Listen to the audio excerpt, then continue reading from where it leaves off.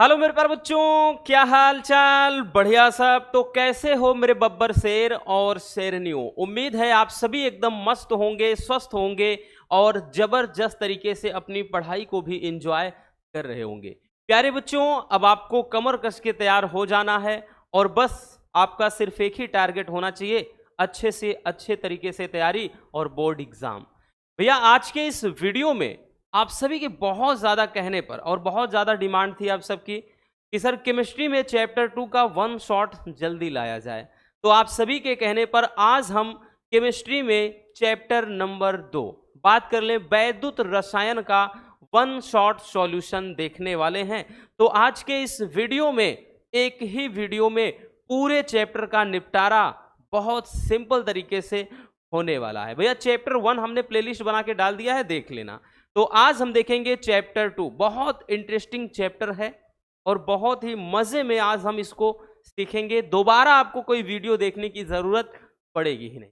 चलिए शुरू करते हैं बिना किसी देरी के। तो भैया आपको भी कमर कस के कॉपी और पेन के साथ बैठना है एकदम अच्छे से, ठीक?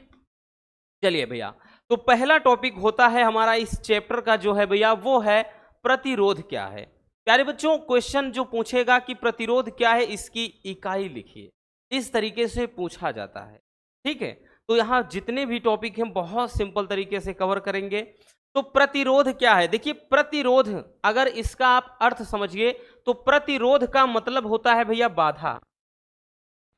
प्रतिरोध का मतलब होता है भैया बाधा, बाधा या जिसको रुकावट बोलते हैं। प्रतिरोध यानी बाधा या रुकावट, ऐसे समझिए कि प्रतिरोध किसे कहते हैं। तो वैद्युत धारा के मार्ग में, जैसे भैया धारा का प्रवाह हो रहा है, कोई चालक है, इसमें धारा का प्रवाह हो रहा है, तो वैद्युत धारा के मार्ग में बाधा उत्पन्न करने वाले कारक को, यानी इसके मार्ग में अगर जो रुकावट पैदा कर दे, ठीक है, या बाधा उत्पन्न कर दे भैया, वही जो कारक होता है उस कारक का नाम ही है प्रतिरोध, रेजिस्टेंस। ठीक है, एकदम सरल तरीके से सीखना है, ठीक? बहुत डीपली नहीं जाना, बहुत कुछ रटना नहीं है, सीधी सी बात कि वैद्युत धारा के मार्ग में बाधा उत्पन्न करने वाले कारक को ही कहा जाता है प्रतिरोध। ठीक है, तो समझ में आ गया बबुआ कि वैद्युत धारा के मार्ग में बाधा उत्पन्न करने वाले कारक को प्रतिरोध कहते हैं और इसे बच्चों आर से दर्शाया जाता है, कैपिटल आर। ठीक, तो परिभाषा लिखेंगे भैया कि विद्युत धारा के मार्ग में बाधा उत्पन्न करने वाले कारक को प्रतिरोध कहते हैं और इसे कैपिटल आर से दर्शाते हैं। बच्चों यहाँ पे सबसे ज्यादा जितने भी टॉपिक हैं उनका जो फार्मूला है ना, वो मोस्ट इंपॉर्टेंट होता है, क्योंकि फार्मूला है जो भैया शुरू के 3 चैप्टर हैं, आपके 10 से 12 नंबर का न्यूमेरिकल देगा, याद रखना, तो इसलिए ज्यादा इंपॉर्टेंट हो जाता है। तो भैया इसके लिए जो फार्मूला होता है बच्चों, आर बराबर वो होता है रो इंटू एल अपान ए। ठीक है, ये फार्मूला अपने जहन में रख लीजिए भैया। इस फार्मूले की मदद से हम रेजिस्टेंस निकालते हैं, प्रतिरोध निकालते हैं। अब उसके बाद भैया हम देखेंगे मात्रक, कि इसका मात्रक क्या होता है। तो भैया मात्रक क्या होता है, अब देखिए भाई ये रो क्या है, रो क्या है, तो अभी बताया जाएगा कि रो विशिष्ट प्रतिरोध होता है। क्या होता है? रो विशिष्ट प्रतिरोध होता है और इसका जो मात्रक है भैया वो ओम मीटर होता है। फिर उसके बाद लंबाई है, लंबाई का मात्रक भी भैया मीटर ही होता है। अब उसके बाद नीचे क्या है, तो नीचे क्षेत्रफल, क्षेत्रफल का मीटर स्क्वायर, यहां मीटर स्क्वायर या सेमी स्क्वायर चलता है, याद रखना। ठीक है, तो यहां पे अगर देखें ये मीटर स्क्वायर से ये 2 कट गए, तो भैया क्या बचा? ओम। तो इस तरीके से हम कह सकते हैं प्रतिरोध का मात्रक क्या होता है? ओम। इसको क्या पढ़ते हैं भैया? ओम पढ़ते हैं। ठीक है, तो इस फार्मूले की मदद से भैया हमने मात्रक भी निकाल लिया और यही फार्मूला है जिसकी मदद से हम आर का मान निकालते हैं। हाँ, ये बात अलग है कि भैया यहाँ पे अगर आई का मान दे दे, वी का मान, तब आर बराबर फार्मूला आर बराबर वी अपान आई, जो कि ओम का नियम होता है। ठीक, तो ये भी अप्लाई हो जाता है, आर बराबर वी अपान आई। जब विभव दे दे, आई यानी धारा दे दे, तब भैया फार्मूला ये वाला चलता है। ठीक है, बाकी यहां पे इस चैप्टर में आपको ये फार्मूला याद रखना है। ठीक, समझ में आ गया प्रतिरोध क्या है और इसकी इकाई क्या है। चलिए जल्दी से स्क्रीनशॉट कर लीजिए भैया।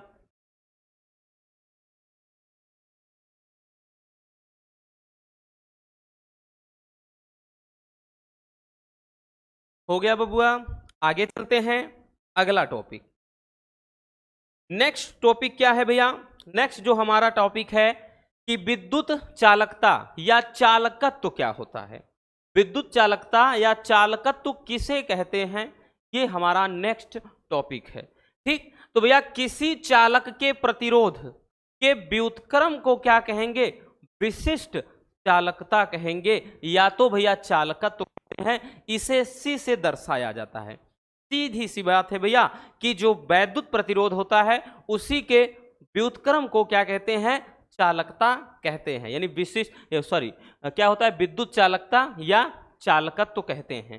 ठीक, तो भैया हम देखेंगे इसे सी से दर्शाते हैं, तो सी बराबर क्या होता है? 1/r, क्योंकि कह रहा है कि प्रतिरोध के व्युत्क्रम को ही क्या कहते हैं भैया? विद्युत चालकता कहते हैं। तो C बराबर 1/r होता है। अब इसका अगर मात्रक निकाले भैया तो मात्रक क्या हो जाएगा बच्चों? देखिए मात्रक में देखें 1/r, 1/r प्रतिरोध का मात्रक ओम, प्रतिरोध का मात्रक ओम।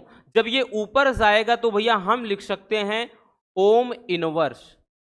ठीक है, या बच्चों ध्यान से समझिएगा, या इसी को मोहो पढ़ा जाता है, MHO मोहो, या भैया इसी को क्या पढ़ते हैं? साइमन पढ़ते हैं। ठीक है, इसी को साइमन कैपिटल S साइमन भी पढ़ा जाता है। ठीक है, तो याद रखना, तो यहां पे ओम इनवर्स कहिए, चाहे मोहो कहिए, चाहे साइमन कहिए, ये तीनों एक ही हैं। ठीक, तो ये हो जाता है भैया किसका? विद्युत चालकता या चालकत्व की मतलब इकाई। ठीक है, मात्रक। बहुत ज्यादा पूछता है, बहुविकल्पी में भी पूछता है भैया, बाकी वैसे भी 2 नंबर में पूछ लेगा कि विद्युत चालकता क्या है, इसकी इकाई लिखिए। ठीक है, चलिए जल्दी से स्क्रीनशॉट कर लीजिए।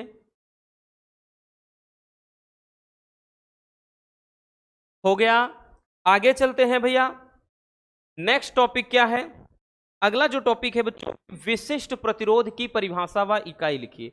ये तो काफी इंपॉर्टेंट है कि विशिष्ट प्रतिरोध क्या होता है। अब ध्यान से समझिए कि विशिष्ट प्रतिरोध क्या है? किसी पदार्थ के एकांक अनुप्रस्थ काट वाले एकांक लंबाई के तार के प्रतिरोध को ही विशिष्ट प्रतिरोध या प्रतिरोधकता कहते हैं। और इसे बच्चों रो से दर्शाते हैं। किससे दर्शाते हैं भैया? तो रो से दर्शाया जाता है। ठीक है, रो, ये रो का सिंबल है, रो से दर्शाते हैं। अब क्या कह रहा है समझिए, कोई चालक है, ठीक है भैया, कोई चालक तार है। अब इसकी बबुआ लेंथ मान लेते हैं कि मान लिया भैया इसकी लंबाई L है और क्षेत्रफल प्रस्थ काट का वो A है। तो कह रहा है कि कोई भी ये चालक है, किसी चालक में, और यहां पे ध्यान देना, ठीक, किसी पदार्थ में इसका जो एकांक क्षेत्रफल होना चाहिए, बोल रहा है ना एकांक अनुप्रस्थ काट वाले, तो एकांक मतलब जो क्षेत्रफल होना चाहिए वो 1 सेमी स्क्वायर लिख लो या 1 मीटर स्क्वायर, जिसमें आप मानते हो। भाई अगर सेमी में मानते हो तो सेमी स्क्वायर लिख लीजिए, नहीं तो मीटर स्क्वायर। और भैया कह रहा है एकांक लंबाई के, तो बच्चों जो लंबाई है वो भी 1 हो जाए। ठीक, तो ऐसी सिचुएशन में इसमें भैया जो भी चालक तार में जो भी प्रतिरोध उत्पन्न हो जाएगा वही प्रतिरोध क्या कहलाएगा? विशिष्ट प्रतिरोध कहलाता है। ठीक है, इसको फार्मूले की मदद से समझते हैं। तो भैया ये तो रही परिभाषा। ठीक, परिभाषा समझ में आ गया कि किसी पदार्थ के एकांक अनुप्रस्थ काट वाले तथा एकांक लंबाई के तार में जो प्रतिरोध उत्पन्न होता है उस प्रतिरोध को ही क्या कहते हैं बच्चों? विशिष्ट प्रतिरोध या तो प्रतिरोधकता कहा जाता है। अभी हमने रेजिस्टेंस का एक फार्मूला देखा था। हमने बच्चों R बराबर क्या बताया था कि rho into L upon A, ये फार्मूला बताया था। वहां पर बताया था कि ये जो रो है यही विशिष्ट प्रतिरोध होता है। तो ज्यादा अब रटने की जरूरत नहीं भैया, उसी फार्मूले से। तो रो बराबर जब करेंगे बच्चों तो ये हो जाएगा RA/L। यही क्या हो जाता है, आपका मेन फार्मूला हो जाता है। ठीक है, यही आपका मेन फार्मूला हो जाता है। अब देखिए कैसे आया, कैसे आया भैया, कि ये परिभाषा कहां से आया, परिभाषा समझिए कहां से आया। यदि बच्चों, यदि इसी में ध्यान दीजिए, क्षेत्रफल A का मान हमने बताया 1 सेमी स्क्वायर रख दीजिए या 1 मीटर स्क्वायर, कुछ भी, और उसके बाद लंबाई क्या रखिए 1 सेमी, यानी अगर सेमी में मानिए तो दोनों सेमी में। तो अगर ये हो जाएगा तो आप ही बताइएगा बबुआ, यहां पे क्या बचा, रो बराबर, ठीक है,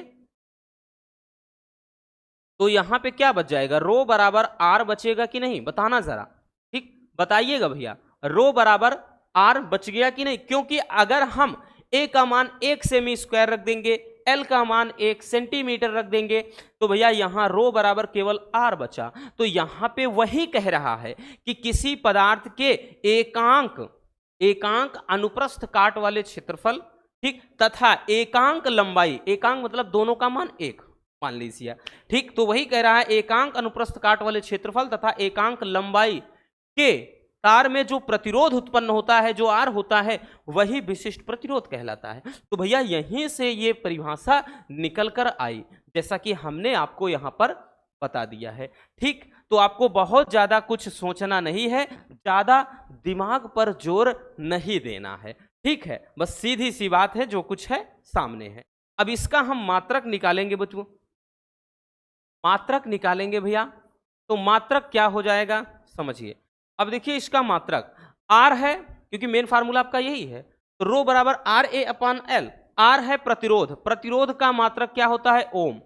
अब उसके बाद क्षेत्रफल है, तो भैया क्षेत्रफल का हमने बताया यहां पे मीटर, ठीक, क्षेत्रफल को का मात्रक मीटर। अब ध्यान देना, हमने बताया ना, चाहे आप यहां पे ध्यान दो बच्चों, आप चाहे सेमी स्क्वायर रखिए या 1 मीटर स्क्वायर, यहां पे 1 सेमी या 1 मीटर, आप जिसमें मानिए वही रख सकते हैं। याद रखना, मात्रक में जैसे आ गया कि विशिष्ट प्रतिरोध का मात्रक, तो वहां विकल्प में भाई अगर रहेगा सेमी में तो सारे विकल्प सेमी में रहेंगे, मात्रक में अगर मीटर वाला रहेगा तो सारे विकल्प मीटर में रहेंगे, इतना याद रखना।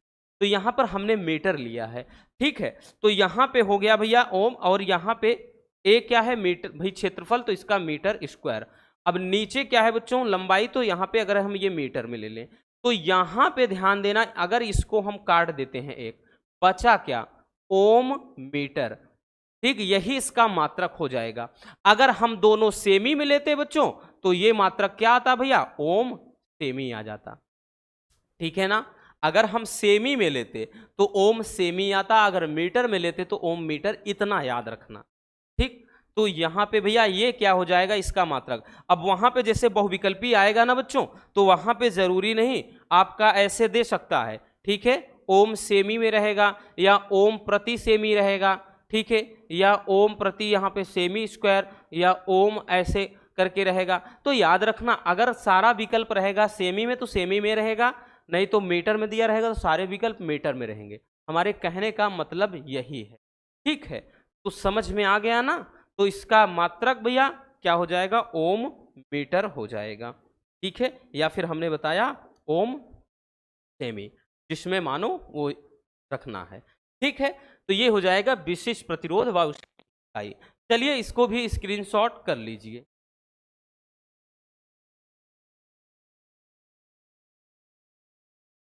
हो गया बबुआ, चलिए आगे चलते हैं भैया। अगला टॉपिक क्या है, अगला टॉपिक है कि विशिष्ट चालकता क्या है, इसकी परिभाषा और इसकी भी इकाई आपको लिखना है।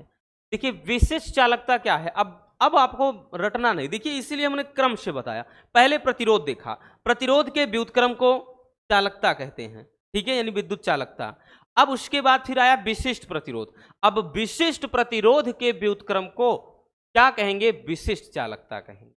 याद रखना, क्रम याद रखो, प्रतिरोध के व्युत्क्रम को विद्युत चालकता, विशिष्ट प्रतिरोध के व्युत्क्रम को विशिष्ट चालकता। तो भैया विशिष्ट चालकता क्या है, किसी चालक के विशिष्ट प्रतिरोध के व्युत्क्रम को उस चालक की विशिष्ट चालकता कहते हैं। क्या कहते हैं भैया? विशिष्ट चालकता कहते हैं। और प्यारे बच्चों, इसे कप्पा से दर्शाते हैं, यानी कि इसे कप्पा से दर्शाते हैं। याद रख लेना, अगर मात्रक नहीं याद हो, कप्पा मतलब सॉरी, इसको किससे दर्शाते हैं? कप्पा। कटप्पा से याद रखो, कप्पा, बीच का टा गायब कर दो, कप्पा। ठीक है, तो ये हो जाएगा भैया, इसको कप्पा से दर्शाया जाता है। अब क्या कहा गया भैया? हमको अपने से कुछ नहीं करना कि विशिष्ट प्रतिरोध के व्युत्क्रम को, विशिष्ट प्रतिरोध क्या होता है? रो। अब रो का व्युत्क्रम यानी 1/रो, यही क्या कहलाएगा? कप्पा के होता है। तो भैया यही फार्मूला हो जाएगा के बराबर 1/रो। अब इसका वैसे देखिए फार्मूला क्या हो जाएगा भैया? ठीक है, तो यहां पे कप्पा बराबर 1/रो। रो का भाई फार्मूला होता है RA/L। तो बटे का बटे है, ये ऊपर चला जाएगा, तो यही क्या आ जाएगा? के बराबर यानी कप्पा बराबर ये L अपान क्या हो जाएगा? RA हो जाएगा। L/RA यही क्या हो जाएगा? इसका मेन फार्मूला हो जाएगा। ठीक है, कप्पा बराबर L/RA। अब इसका जो मात्रक निकालेंगे भैया, मात्रक क्या हो जाएगा? क्योंकि सारे टॉपिक में सबसे जरूरी जो होता है वो मात्रक ही है। ठीक है, जितनी भी परिभाषाएं हैं सबसे जरूरी भैया इनमें सब है जो मात्रक है। अब यहां पे देखिए मात्रक क्या होगा? लंबाई का मात्रक हमने बताया भाई मीटर रखो या सेमी। ठीक है, जैसे यहां पे अगर हम सेमी मान लेते हैं, हमने बताया ना, अगर मीटर में, ज्यादातर बच्चों इससे तो इस चैप्टर में सेमी चलता है, क्योंकि जैसे इलेक्ट्रोडों के बीच की दूरी है तो वो सेमी में ही रखेंगे, ना कि हम मीटर में रखेंगे। ठीक है, इसीलिए सेमी में चलता है। तो लंबाई का मात्रक मीटर रखो या सेमी। और नीचे क्या है? प्रतिरोध। प्रतिरोध का मात्रक ओम। उसके बाद यहां ए है, तो भैया इसका सेमी स्क्वायर, क्षेत्रफल का सेमी स्क्वायर। तो बच्चों ये कट जाएगा। ठीक है, क्या बच गया भैया? तो ये 1/, देखिए ये क्या आ गया? आ गया 1/, ओम और ये सेमी, ओम सेमी बच गया। जब इसको ऊपर ले जाएंगे तो भैया क्या हो जाएगा? ओम इनवर्स 1 सेमी इनवर्स 1, यही इसका मात्रक हो जाएगा। अब ये अगर मान के चलो ना हो विकल्प में, बहुविकल्पी में हमने समझाया था, तो इसको ऐसे कहेगा क्या? इसको अगर इस तरह से ना हो तो ओम इनवर्स को क्या पढ़ते हैं? हमने बताया ना, मोहो पढ़ते हैं। तो यहां पे मोहो रहेगा और उसके बाद भैया सेमी इनवर्स 1। ठीक है, ऐसे भी आ सकता है। या तो बच्चों हमने बताया ना, इसको मोहो को क्या पढ़ते हैं? साइमन। तो साइमन सेमी इनवर्स 1, या तो ऐसे दे सकता है कि साइमन प्रति सेमी। ठीक है, तो भैया याद रखना, यहां पे इसके बहुत सारे हैं, आप इसको मात्रक में इस तरह से भी लिख सकते हैं, इस तरह से, क्योंकि बच्चों हमने बताया ना ओम इनवर्स को ही मोहो पढ़ा जाता है, तो मोहो सेमी इनवर्स लिख सकते हैं। अब मोहो को साइमन भी पढ़ते हैं, तो साइमन सेमी इनवर्स 1 लिख सकते हैं, या सेमी इनवर्स का मतलब प्रति सेमी, तो इसको साइमन प्रति सेमी भी लिख सकते हैं। तो कंफ्यूज ना होना। और एक चीज और सुन लीजिए, अगर विकल्प में रहेगा तो ज्यादातर भैया ये वाला रहेगा, या तो बच्चों ये वाला रहेगा। ठीक है ना, इतना याद रखना। ठीक, तो इस तरीके से लिखा जाता है, इसका मात्रक याद रखो। ठीक, ज्यादा गहराई में नहीं जाना है। समझ में आ गया? चलिए स्क्रीनशॉट कर लीजिए भैया।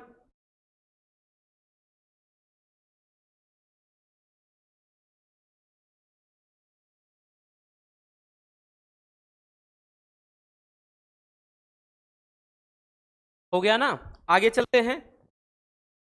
अगला टॉपिक भैया, अगला टॉपिक है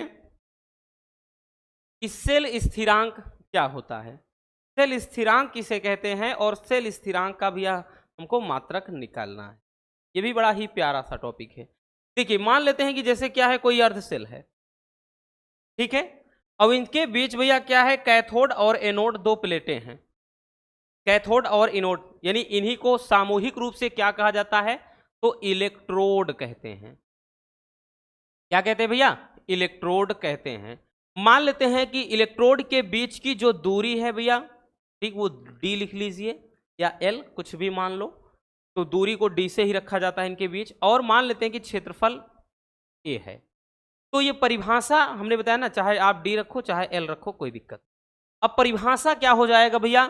तो किसी इलेक्ट्रोड के, मतलब कोई भी सेल हो तो किसी सेल के इलेक्ट्रोडों के बीच की दूरी, क्या बताया, इलेक्ट्रोडों के बीच की दूरी, तो भैया हमने जैसे दूरी मान लिया L मान लिया, तो इलेक्ट्रोडों के बीच की दूरी तथा इसके क्षेत्रफल, क्षेत्रफल मतलब A के अनुपात को क्या कहते हैं, सेल स्थिरांक कहते हैं, इसे x से दर्शाया जाता है। बहुत सिंपल है, ठीक है। तो वही लिखा है कि किसी सेल के इलेक्ट्रोडों के बीच की दूरी तथा उसके क्षेत्रफल ए के अनुपात को क्या कहते हैं भैया, सेल स्थिरांक कहते हैं, और इसे x से दर्शाया जाता है, ठीक है। तो x बराबर L/A। तो भैया यही क्या हो जाएगा, सेल स्थिरांक का मात्रक, फार्मूला हो जाएगा। अब यहां से भैया हम इसका चलिए मात्रक निकाल लेते हैं। अब मात्रक क्या होगा, मात्रक क्या होगा भैया समझिएगा, L है लंबाई, लंबाई को हमने बताया यहाँ पे दूरी है जो सेंटीमीटर में ही नाम रखेंगे, सेमी, अपान भैया क्षेत्रफल है तो यहाँ पे सेमी स्क्वायर, तो भैया कट गया, तो यहाँ पे हम लिख सकते हैं क्या चीज, सेमी इनवर्स 1, या तो ऐसे करके भैया हम इसको, या ऐसे लिख सकते हैं प्रति सेमी, ठीक है। मीटर में मानेंगे तो प्रति मीटर रखेंगे, बट भैया यहाँ पे इलेक्ट्रोड के बीच की दूरी वूरी जो है बहुत छोटी होती है, तो सेमी में ही ज्यादातर चलता है, ठीक, ये हो जाएगा। और एक चीज और पूछा जाता है यहां से, यह क्वेश्चन पूछता है कि सेल स्थिरांक, ठीक, सेल स्थिर मतलब यहाँ पे पूछता है विशिष्ट चालकत्व या विशिष्ट चालकता, सेल स्थिरांक तथा चालकत्व में संबंध। तो चलिए वो भी देख लेते हैं, क्योंकि भैया न्यूमेरिकल में इनका बहुत बड़ा रोल होता है, न्यूमेरिकल में बहुत बड़ा रोल होता है। अभी जो हम संबंध देखने चल रहे हैं, तो क्या संबंध पूछता है कि विशिष्ट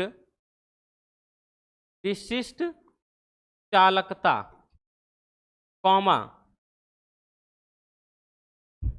चालकता, विशिष्ट चालकता गुणे चालकत्व,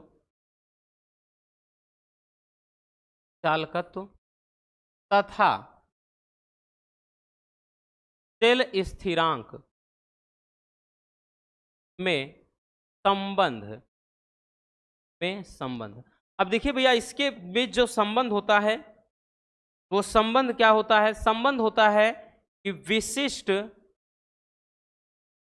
विशिष्ट चालकता बराबर चालकत्व गुणे सेल स्थिरांक, यही संबंध होता है, विशिष्ट चालकता बराबर चालकत्व गुणे सेल स्थिरांक, यही भैया संबंध होता है। अर्थात हम ये लिख सकते हैं कप्पा बराबर C इंटू का, भाई C क्या है, चालकत्व है, सेल स्थिरांक x, कप्पा बराबर CX, ठीक, यही क्या होता है, संबंध हो जाता है, ठीक है। और इस पर भी न्यूमेरिकल पूछता है भैया, अब जैसे जरूरत पड़ जाए C बराबर 1/r, ठीक है, C बराबर 1/r लिख सकते हैं, और x बराबर L/A, तो वहीं से तो कप्पा का मान निकल आता है ना, ठीक। तो ये क्या हो जाएगा, विशिष्ट चालकता, चालकत्व तथा सेल स्थिरांक के बीच में संबंध, ठीक है। चलिए आई बात समझ में ना बबुआ, चलिए स्क्रीनशॉट कर लीजिए।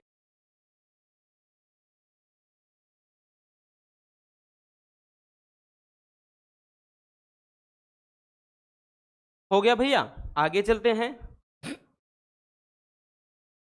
अगला टॉपिक मोलर चालकता। अब भैया इंपॉर्टेंट और भी हैं, अब और भी इंपॉर्टेंट टॉपिक की शुरुआत हो जाती है, तो ये मोस्ट इंपॉर्टेंट हम कह सकते हैं, क्योंकि जितना इंपॉर्टेंट भैया ये क्या है, परिभाषा इसकी है, उतना ही इंपॉर्टेंट इस पे जो फार्मूला है वो है, क्योंकि फार्मूले पे तो एक न्यूमेरिकल डेफिनेटली श्योर है आता है। अब देखिए मोलर चालकता किसे कहते हैं समझने का प्रयास करिए। भैया एक हमने पात्र ले लिया, क्या किया, एक पात्र ले लिया, बोले तो एक बर्तन ले लिया। अब इसमें भैया ध्यान से समझिए, इसमें कोई हम एक वैद्युत अपघट्य पदार्थ घोल देते, हमने इसमें क्या है, कोई वैद्युत अपघट्य पदार्थ घोल दिया। अब वैद्युत अपघट्य किसे कहते हैं, तो भैया मालूम है आप सबको कि ऐसे पदार्थ जिनके जलीय विलयन में धारा का प्रवाह हो सके, यानी जिनको घोलने पर भैया इसमें चालकता का गुण विद्यमान हो जाए। जैसे पानी में नमक घोल देते हो तो वो क्या है, उसमें चालकता आ जाएगी। बोले तो वो उसमें से धारा का प्रवाह फिर हम कर सकते हैं, क्योंकि शुद्ध अशुद्ध जल का जो पीएच वैल्यू होता है भैया वो क्या हो जाता है, आप सभी जानते हैं, ठीक है, 7। तो वो नामलो होता है, न क्षार होता है, इसीलिए भैया वो क्या है, उदासीन होता है। तो यहाँ पर जब हम इसमें साल्ट पानी में घोल देंगे तो भैया उसमें क्या है, तो उसमें हम धारा का प्रवाह कर सकते हैं। तो हमने एक वैद्युत अपघट्ट घोल दिया लाइक दैट, जैसे NaC, या चाहे आप जो मानिए KCl ले लीजिए, चाहे KCl ले लीजिए, HCl ले लीजिए, कोई भी एक वैद्युत अपघट्ट घोल दीजिए। तो ये वैद्युत अपघट्ट हमने घोल दिया। अब जब इसमें घोलते हैं भैया तो ये क्या हो जाएगा, आयनों में वियोजित हो जाएगा, यानी Na ये प्लस आयन में टूटेगा और Cl में भैया माइनस में। इस तरह से इसमें क्या हो जाएगा, ये आयन टूट जाएंगे, ठीक है, ये प्लस माइनस में ऐसे विखंडित हो जाएंगे। अब हमको समझना है परिभाषा, हमको क्या समझना है, परिभाषा। अब हम क्या करेंगे कि माना जो वैद्युत अपघट्ट घोल रहे हैं, ठीक, इसकी मात्रा कितना ले लिया, 1 मोल, क्या ले लिया, 1 मोल। अब कैसे जानेंगे मोल लेना है, क्योंकि मोलर चालकता है, तो मोलर चालकता यही है, मतलब परिभाषा यहीं से बना है। तो 1 मोल वैद्युत अपघट्ट द्वारा, ठीक, ये कोई विलयन है तो किसी विलयन में 1 मोल वैद्युत अपघट्ट के द्वारा दिए गए कुल आयनों की चालकता को ही मोलर चालकता कहते हैं। आई बात समझ में भैया, हमने क्या किया है, इस विलयन में वैद्युत अपघट्ट का 1 मोल घोल दिया है। तो जब ये 1 मोल इसमें घुलेगा, इसके टूटने से यानी जो ये आयनों में विखंडित हो जाएगा, तो उसकी चालकता को ही मोलर चालकता कहते हैं, क्योंकि इनके आयनों के द्वारा क्या है, इसमें चालकता का गुण विद्यमान हो जाएगा, ठीक है, फिर धारा का प्रवाह हम कर सकते हैं। तो ये 2 परिभाषा हमने लिखा है। पहली परिभाषा क्या बताया कि किसी विलयन में 1 मोल वैद्युत अपघट्ट द्वारा दिए गए आयनों की कुल चालकता या कुल आयनों की चालकता मोलर चालकता कहलाती है, ठीक है। तो यहां पहली परिभाषा यही है कि किसी विलयन में 1 मोल वैद्युत अपघट्ट द्वारा दिए गए कुल आयनों की चालकता को मोलर चालकता कहते हैं। अथवा में भैया या तो एक परिभाषा और आपके सामने लिख दिया है, मान लेते हैं आपको लगता है डिफिकल्ट है, तो डोंट वरी, एकदम सिंपल वाली। तो 1 मोल वैद्युत अपघट्ट वाले विलयन की चालकता को मोलर चालकता कहते हैं। क्या कहा, 1 मोल वैद्युत अपघट्ट वाले विलयन की जो चालकता होगी, इसमें जो चालकता होगी, ठीक है, 1 मोल वैद्युत अपघट्ट वाले विलयन की चालकता को ही मोलर चालकता कहते हैं। एकदम सिंपल वाली परिभाषा, ठीक भैया, समझ में आ गया बबुआ। चलिए, रटने की जरूरत नहीं है आपको। तो यहां पे भैया इसको दर्शाते किससे हैं, तो इसको लेमडा एम से दर्शाया जाता है, लिखेंगे इसे लेमडा एम से दर्शाते हैं, ठीक है भैया। तो यहाँ पे फार्मूला जो हो जाएगा बच्चों, वो लेमडा एम बराबर हो जाएगा, ये फार्मूला होता है कप्पा गुणे 1000, कप्पा गुणे 1000 अपान यहाँ पे क्या है, मोलरता, ठीक है, ये हो जाएगा। तो यही आपका क्या होता है, क्या कहते हैं, मोलर चालकता के बराबर फार्मूला। फार्मूला बहुत ज़्यादा इंपॉर्टेंट है क्योंकि इस पे न्यूमेरिकल आता है, ठीक। और उतना ही भाई इंपॉर्टेंट इसका मात्रक भी है। मात्रक क्या होता है बच्चों, तो इसका जो मात्रक होता है साइमन सेमी स्क्वायर प्रति मोल, ये मात्रक हो जाता है, ठीक है। क्या होता है भैया, या ऐसे लिख सकते हैं कि साइमन सेमी स्क्वायर प्रति मोल, तो ये इसका मात्रक हो जाता है। मात्रक हर हाल में याद रखना क्योंकि बहुत इंपॉर्टेंट है, फिर से बता दे रहे हैं, ठीक है भैया। चलिए जल्दी से इसको स्क्रीनशॉट कर लीजिए।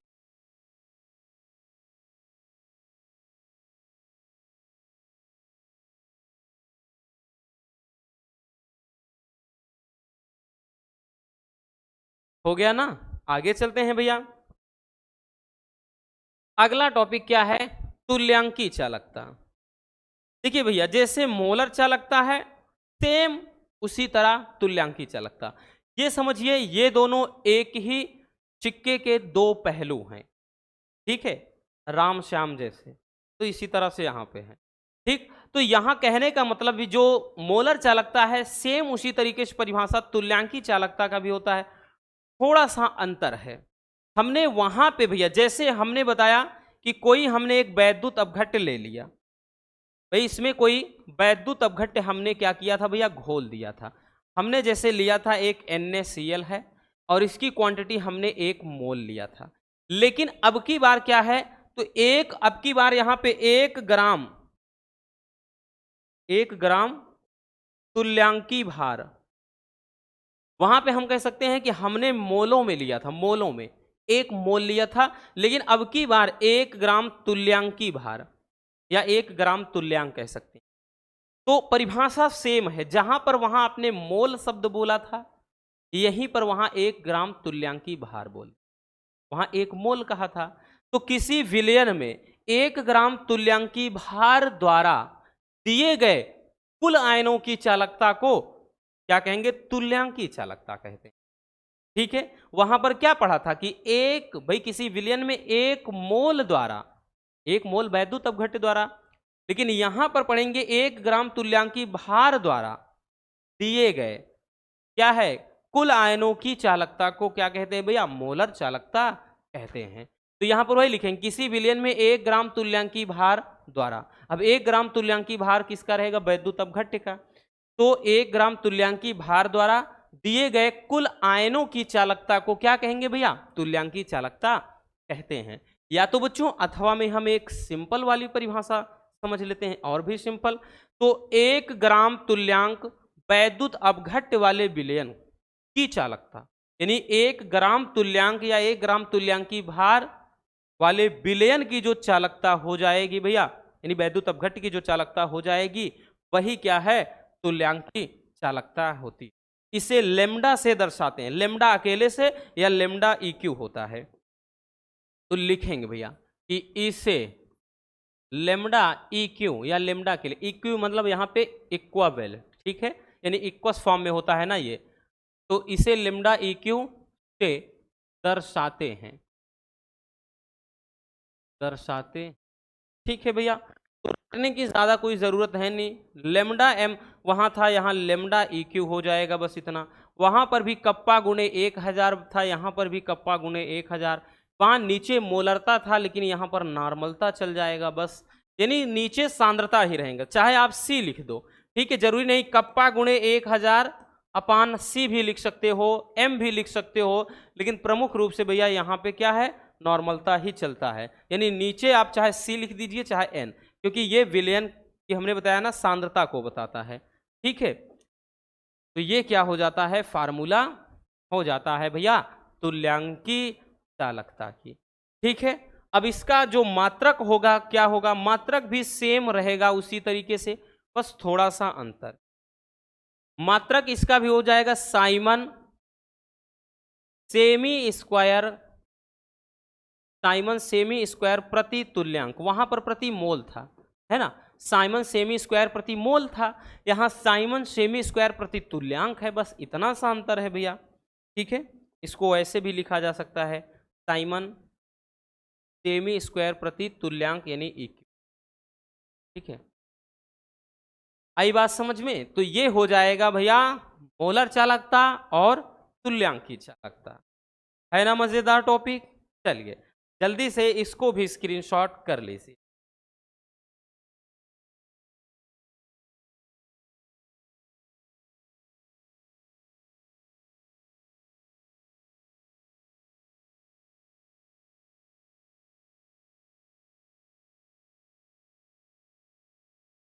हो गया, चलिए आगे देखते हैं भैया। अगला टॉपिक है कोलराउस का नियम। ये तो one of the most important topic है इस चैप्टर का, ठीक है भैया, काफी इंपॉर्टेंट है। तो अपन वेरी वेरी इंपॉर्टेंट कहेंगे, क्योंकि भैया ये जो टॉपिक है या तो बच्चों 3 नंबर में पूछता है या फिर 4 नंबर में। ठीक है, 3 से 4 नंबर वाला टॉपिक है और हर साल किसी ना किसी सेट में आ ही जाता है। अब आपकी भैया वही चीज़ है ना कि आपके किस्मत में कौन सा पेपर है, ये तो भैया कोई नहीं जानता। तो याद रखना, टॉपिक इंटरेस्टिंग है, इतना याद रखना। कोलराउस का नियम क्या होता है समझना, बहुत सिंपल तरीके से समझिएगा। जैसे भैया हमने क्या किया, एक पात्र ले लिया, इसमें कोई एक वैद्युत अपघट्य हमने ले लिया और इसमें भैया कोई सॉल्यूशन है, विलयन है, ये कोई विलयन ले लिया। अब भाई विलयन बनता कैसे है, तो इसमें विलेय और विलायक दोनों होगा। मान लेते हैं कि कोई विलेय है, ठीक, जैसे विलेय को हम व्हाइट से दर्शा दे रहे हैं और यहाँ पे जो पानी भरा हुआ है भैया ये विलायक दर्शाया जा रहा है कि विलायक है। समझना, ठीक है, रटने की जरूरत नहीं है, क्योंकि आप रटोगे तो चीजें हमेशा कभी ना कभी दिमाग से निकल ही जाएंगी। समझने का प्रयास करिए, क्योंकि हम बहुत सिंपल तरीके से आपको ये बताने का प्रयास कर रहे हैं। ये कोई भैया हमने बताया सॉल्यूशन है, विलयन है, इतनी सी बात समझ में आ रही ना। अब इसमें क्या किया भैया हमने, देखिए ये जो कोलराउस का नियम है, ठीक है, ये क्या बोलता है कि कोलराउस का नियम कहता है कि अनंत तनुता पर, अब समझिए कि अनंत तनुता होती क्या है। देखिए अनंत तनुता कहते किसे हैं, अनंत तनुता मतलब ऐसा विलयन जिसमें जो विलेय की मात्रा अत्यंत क्या हो जाए, एकदम कम हो जाए और विलायक की मात्रा बहुत अधिक हो जाए, इनकी सांद्रता में कोई परिवर्तन ही ना समझ में आए, मतलब ऐसा विलयन में बहुत बहुत बहुत कम रहे विलेय की मात्रा और विलायक की मात्रा बहुत बहुत बहुत अधिक रहे, तो ऐसा विलयन क्या कहलाएगा, अनंत तनुता वाला विलयन कहलाता है। ठीक है, तो ये भी मतलब कहता है कि अनंत तनुता पर किसी वैद्युत अपघट्य की जो मोलर चालकता होती है, जैसे भैया हमने ले लिया इसमें NaCl, एक वैद्युत अपघट्य, ये कोई विलेय पदार्थ है NaCl साल्ट, तो यहां पर वही कह रहा है कि अनंत तनुता पर ये जो वैद्युत अपघट्य है, इसकी जो मोलर चालकता होती है इस विलयन में उपस्थित धनायनों तथा ऋणायनों के मोलर चालकता के योग के बराबर होती है। बड़ा प्यारा सा नियम है। देखिए हमने बताया भैया अगर आप NaCl को घोलते हो बबुआ तो Na प्लस में टूटेगा, Cl माइनस में, ये सबको पता है। तो जैसे ये कह रहा है कि जो अनंत तनुता पर, अनंत तनुता होता है भैया तो इसको इनफाइनाइट से दर्शाते हैं, तो यहां पर भैया हमने इनफाइनाइट ले लिया और यहां m लगा दिया, तो मोलर चालकता, अनंत तनुता पर ये मोलर चालकता को बता रहा है। अब कह रहा है किसी वैद्युत अपघट्य, तो भैया NaCl एक वैद्युत अपघट्य ले लिया, तो अनंत तनुता पर किसी वैद्युत अपघट्य की मोलर चालकता इस विलयन में उपस्थित धनायनों तथा ऋणायनों के मोलर चालकता के योग के बराबर होती है। यानी जब इसको घोलेंगे तो भैया ये क्या है, कह रहा है कि इसके धनायनों, तो भैया धनायनों का मतलब यहां पे ये हो जाएगा लेमडा m, किसका भैया, Na+, तो कह रहा है धनायनों तथा ऋणायनों, तो भैया ऋणायन में भी जो टूट रहा है भैया वो क्या है, Cl माइनस है, तो धनायनों तथा ऋणायनों के मोलर चालकता के योग के बराबर होता है। बस यही तो कह रहा है। मतलब इसमें अगर आप कोई वैद्युत अपघट्य घोल दो, किसी विलयन में कोई वैद्युत अपघट्य जैसे घोल दे रहे हो, तो विलयन में जब हम वैद्युत अपघट्य घोलेंगे तो जाहिर सी बात है वो प्लस आयन माइनस आयन में टूटेगा। ठीक है ना भैया, तो यहां पर वही चीज कह रहा है कि वैद्युत अपघट्य की मोलर चालकता उस विलयन में उपस्थित धनायनों तथा ऋणायनों के मोलर चालकता के योग के बराबर होता है। यही क्या हो जाता है भैया, कोलराउस का नियम। यही क्या है, कोलराउस का नियम होता है। जैसे हमने यहाँ NaCl के लिए, अगर जैसे HCl के लिए आप देखते हो तो जाहिर सी बात है भैया, तो यहाँ पर इसी तरह से, ठीक है, चाहे आप ऐसे लिखिए चाहे इसको ऐसे लिखिए, कंफ्यूज ना होना। ठीक है, यहाँ पे HCl के लिए करते हो तो भैया ये क्या बन जाएगा, इस तरह से बनेगा H+ में भैया। ठीक है, उसी तरह से ये क्या हो जाएगा, Cl माइनस में। ठीक है, ये क्या हो जाएगा, एक मिनट, ये Cl माइनस में। तो आप कोई भी वैद्युत अपघट्य लो वो कोलराउस के नियम के आधार पर ऐसा ही टूटेगा। तो ये होता है कोलराउस का नियम। अब बच्चों कोलराउस के नियम में अनुप्रयोग भी बड़ा ही पूछा जाता है, इसीलिए तो ये लॉन्ग टॉपिक हो जाता है, 4 नंबर का, 3 नंबर का। तो ये तो रहा कोलराउस का नियम। तो वही चीज हमने वही परिभाषा देखिए कि कोलराउस के नियम के अनुसार अनंत तनुता पर किसी वैद्युत अपघट्य की जो मोलर चालकता होती है उस विलयन में उपस्थित धनायनों तथा ऋणायनों की मोलर चालकताओं के योग के बराबर होती है। तो यही क्या हो जाता है भैया, कोलराउस का नियम। तो ये रहा कोलराउस का नियम। चलिए अब हम देखते हैं कोलराउस के नियम के अनुप्रयोग को, क्योंकि बच्चों अनुप्रयोग भी बड़ा ही ज्यादा पूछा जाता है। चलिए पहले इतना स्क्रीनशॉट कर लीजिए।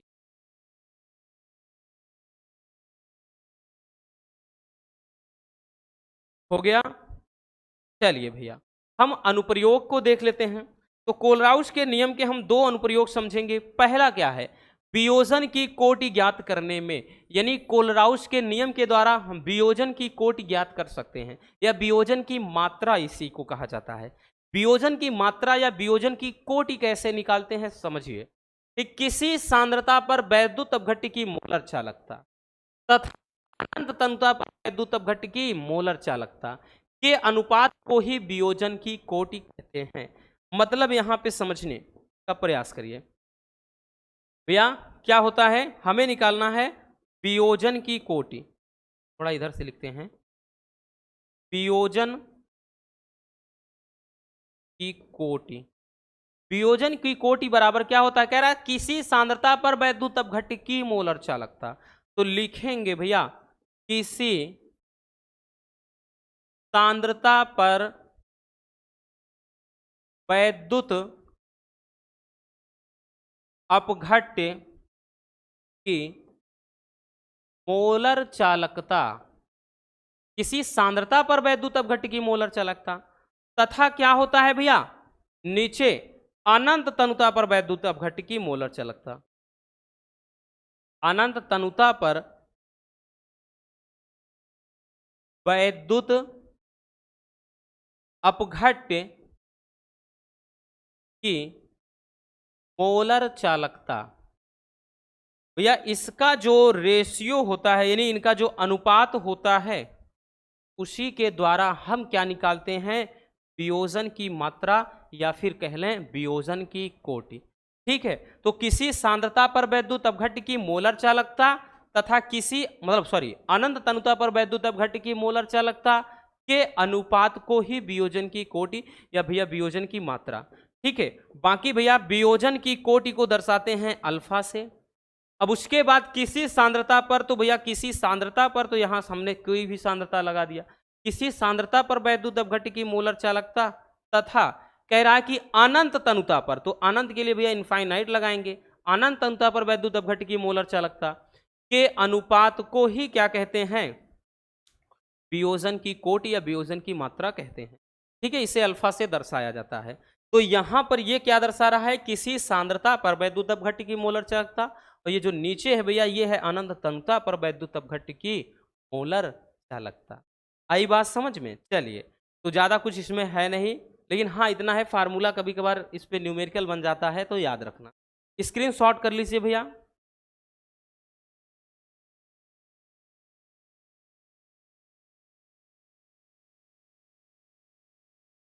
हो गया बच्चों। चलिए अगला चलते हैं, देखते हैं भैया नेक्स्ट अनुप्रयोग।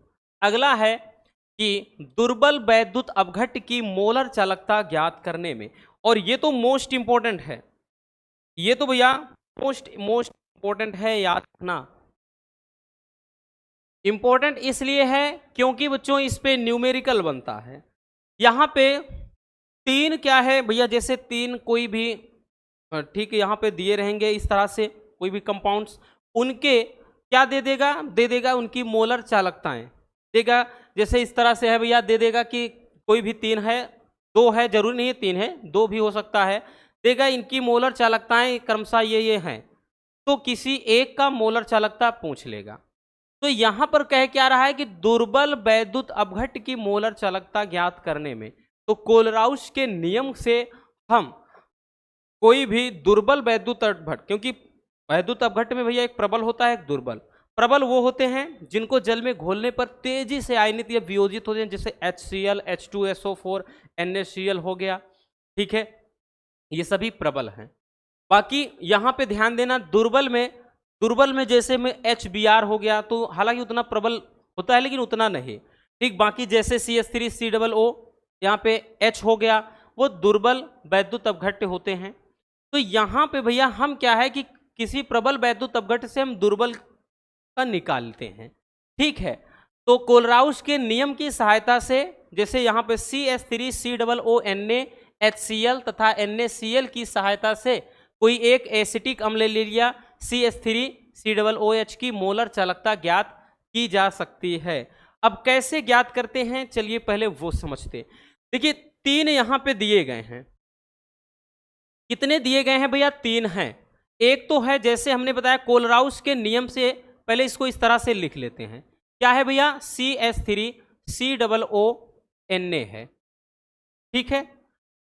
और ये टूटेगा किसमें, ध्यान से समझिए, जब इसको तोड़ेंगे तो CH3COO भैया ये माइनस में टूटेगा, और उसके बाद बबुआ ये क्या हो जाएगा, जो यहाँ Na है वो क्या हो जाएगा, प्लस में टूटेगा, ठीक है, जो Na है वो प्लस में टूटेगा। इसको इक्वेशन नंबर 1 दे देते हैं, ठीक। ध्यान से समझना, नहीं तो थोड़ा ये बाउंस कर जाएगा। दूसरा है भैया HCl, दूसरा है HCl। अब कोलराउस के नियम पे आधारित जब इसको तोड़ेंगे भैया किस पे, तो ये जो H होगा प्लस में टूट जाएगा प्यारे बच्चों, और इसी तरह से भैया जो Cl होगा माइनस में टूट जाएगा, इक्वेशन नंबर 2, ठीक है। अब इसी तरह से भैया हम तीसरा NaCl का ले लेते हैं। NaCl का भैया लेंगे तो यहाँ पे जो NaCl है ये कैसे टूटेगा, तो भैया ये क्या हो जाएगा, Na प्लस में टूटेगा, और उसके बाद भैया जो Cl होगा ना माइनस में टूट जाएगा, ये इक्वेशन नंबर 3 हो गया। अब इन्हीं की मदद से, यानी अब आपको ये समझना है मेरे प्यारे रसगुल्लों कि आपको इन तीनों समीकरण में क्या कुछ करें कि हमको ये वाला पता चल जाना चाहिए, ये वाला मालूम चल जाए। मतलब क्या कुछ करें कि हमको ये, ध्यान दिए हमने क्या बताया कि हमको निकालना क्या है, यहां पे निकालना है क्या चीज, CH3COOH का, इसका निकालना है। अब इसका निकालना है तो कह रहा है कि इन तीनों समीकरण में क्या करें, पहले समझने का प्रयास करिए ठंडे मन से। हमको देखिए जब इसको तोड़ेंगे तो भैया CH3COO माइनस में टूटेगा, उसके बाद बबुआ ये क्या हो जाएगा, H प्लस में। यानी इन समीकरण में क्या कुछ करेंगे कि इसके साथ H प्लस में आ जाएगा, समझिए ये इतना है। अब इसके साथ प्लस में H लाना है तो इसका मतलब समीकरण 1 और 2 जुड़ेगा, तभी भैया इसके साथ ये प्लस में आ जाएगा। और हमको बाकी सबको गायब कर देना है तो हम क्या करेंगे, समीकरण 3 घटा देंगे। जब घटा देंगे Na जो Cl है ये माइनस में हो जाएगा, ये प्लस में है तो इससे कट जाएगा। फिर उसके बाद ये जो Na है ये भी माइनस में हो जाएगा, क्योंकि इसको समीकरण 3 को घटाना है, ये माइनस में हो जाएगा, ये प्लस में है, इसका मतलब ये भी कट जाएगा। प्यारे बच्चों कुल मिला के यही 2 बचेंगे। तो अगर ये चीज निकालना है तो हम क्या करेंगे, हमने बताया ना कि समीकरण 1 व 2 को इधर लिख भी दे रहे हैं, समीकरण 1 व 2 को जोड़कर जो समीकरण 3 है वो हटाने पर, अब जब घटाएंगे तभी पता चलेगा।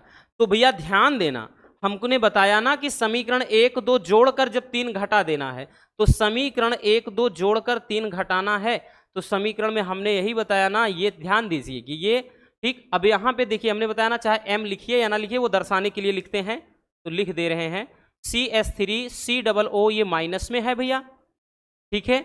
अब उसके बाद ये क्या था, ठीक, ये H प्लस में है, सॉरी H नहीं है, Na है, ये Na प्लस में, ठीक। समीकरण 1 और 2 जोड़ रहे हैं, तो 2 समीकरण 2 क्या है, तो यहाँ पे क्या है भैया, H प्लस में है।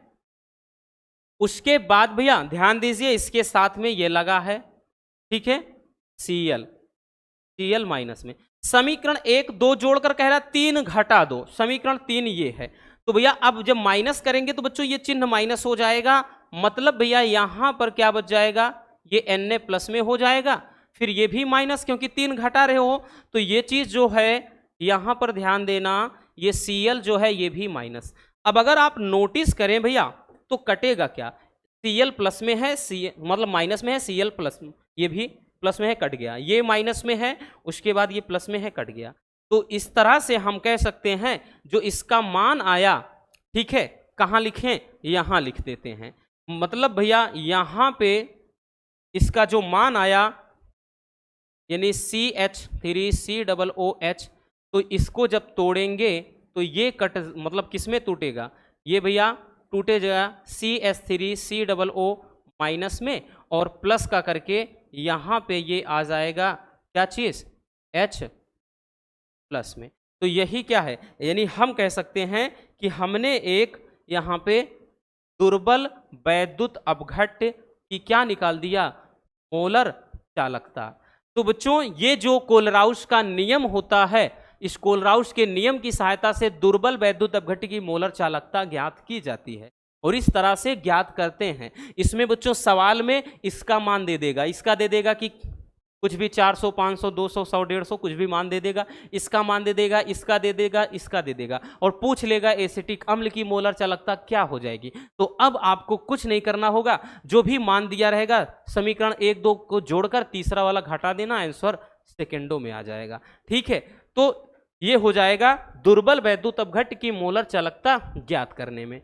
ठीक है, चलिए स्क्रीनशॉट कर लीजिए भैया इसको भी।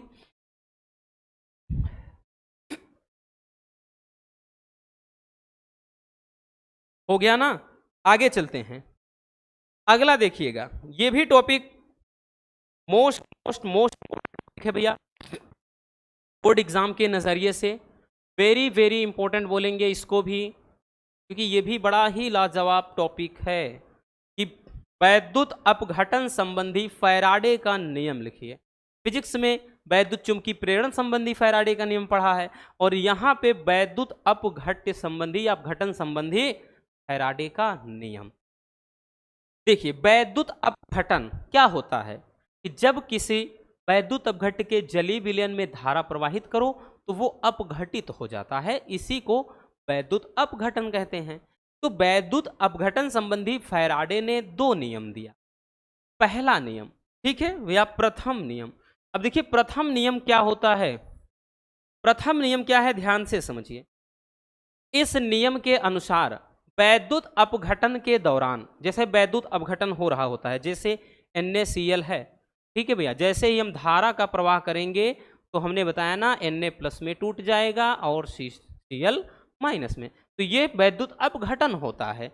तो वैद्युत अपघटन के दरमियान कह रहा है प्रत्येक इलेक्ट्रोड पर मुक्त होने वाली पदार्थ की जो मात्रा होती है वो विलयन में प्रवाहित आवेश के समानुपाती होती है। जैसे भैया ये कोई सॉल्यूशन है, इसमें बताया भैया इलेक्ट्रोड होता है कैथोड एनोड, एक पे माइनस एक पे प्लस। अब जैसे हमने बताया कि इसमें जैसे NaCl खोल दिया तो Na प्लस में टूटेगा, Cl माइनस में।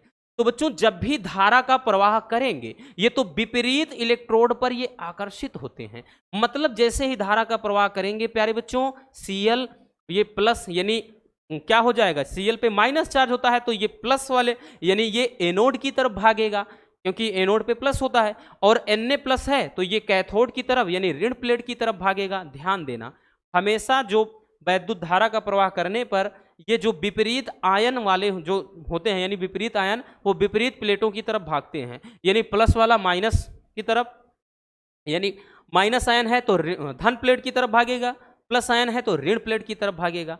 अब यही चीज कह रहा है कि जब वैद्युत अपघटन होता है तो इस दरमियान इलेक्ट्रोड पर मुक्त होने वाली पदार्थ की जो मात्रा होती है, ठीक है, मान लेते हैं इलेक्ट्रोड पर पदार्थ की मात्रा जो है वो W है, वो मात्रा जो होती है वो कह रहा है कि विलयन में प्रवाहित आवेश, इस विलयन में जो भी आवेश प्रवाहित होगा तो विलयन में प्रवाहित आवेश, यहाँ कैपिटल क्यू से दर्शा देते हैं कोई दिक्कत ना, ये कह रहा है समानुपाती होता है, तो भैया ये समानुपाती हो गया।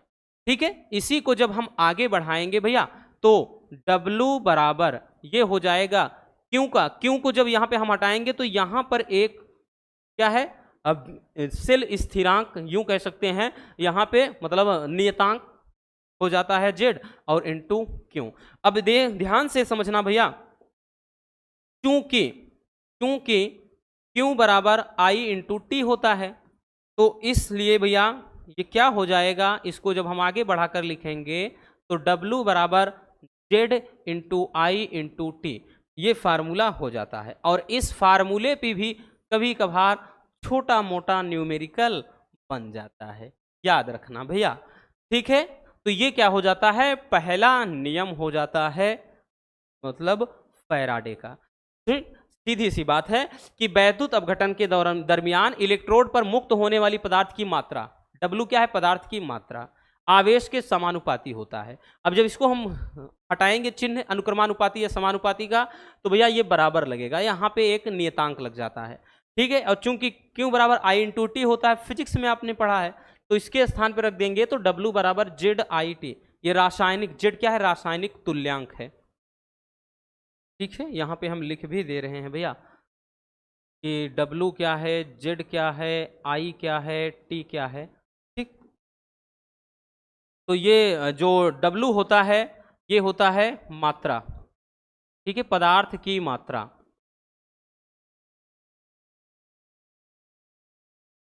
पदार्थ की मात्रा। Z क्या है, रासायनिक तुल्यांक,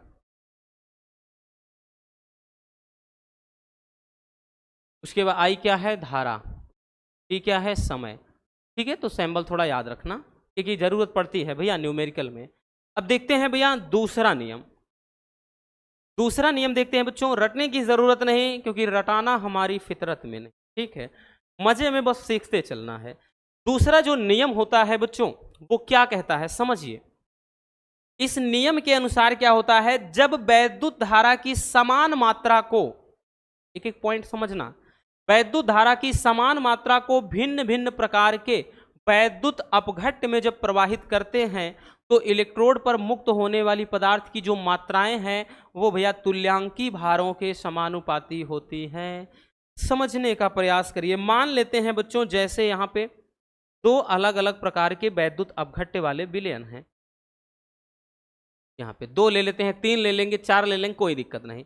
इसमें एक इलेक्ट्रोड है कैथोड एनोड, इसमें भी कैथोड एनोड है, ठीक है।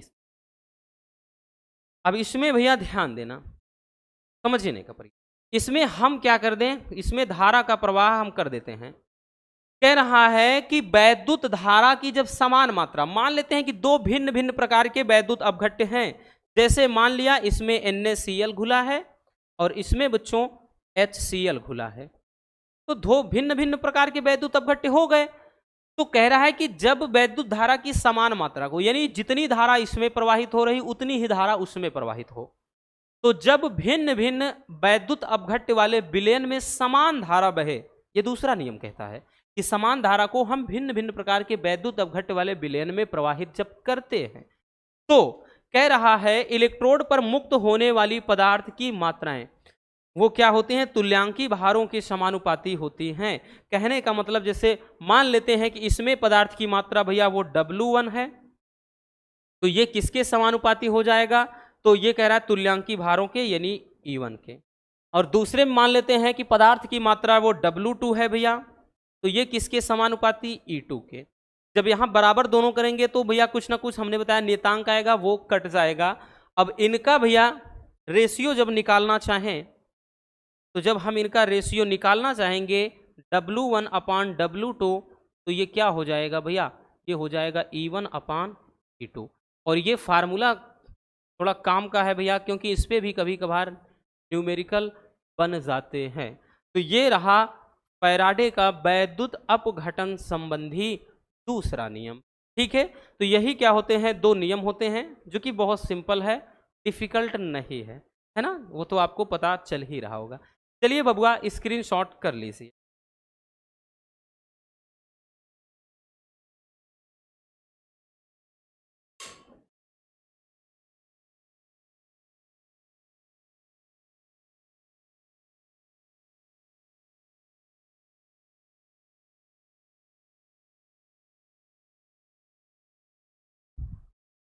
हो गया, आगे चलते हैं नेक्स्ट टॉपिक। अगला टॉपिक क्या है, इलेक्ट्रोड विभव क्या होता है और इलेक्ट्रोड विभव को प्रभावित करने वाले कारकों का नाम लिखना है। ये टॉपिक बड़ा ही सरल है, एकदम आसान वाला टॉपिक है भैया, इसमें बिल्कुल उलझना नहीं है। इलेक्ट्रोड विभव क्या होता है, परिभाषा बहुत ज़्यादा पूछा जाता है, पिछले साल ही पूछा गया है। इलेक्ट्रोड विभव क्या है और उसको प्रभावित करने वाले कारक क्या होते हैं। अब देखिए समझिए कि इलेक्ट्रोड विभव क्या है। हमने ले लिया, ठीक है। इस विलयन में भैया ध्यान देना, हमने कोई एक धातु की क्षण, इसमें जो विलयन है वो ZnSO4 है और इसमें जो धातु की क्षण है वो भी मान लेते हैं कि जो धातु की क्षण है वो Zn की बनी है, यानी जिंक की बनी है, ठीक है, जिंक की बनी है और इसमें कोई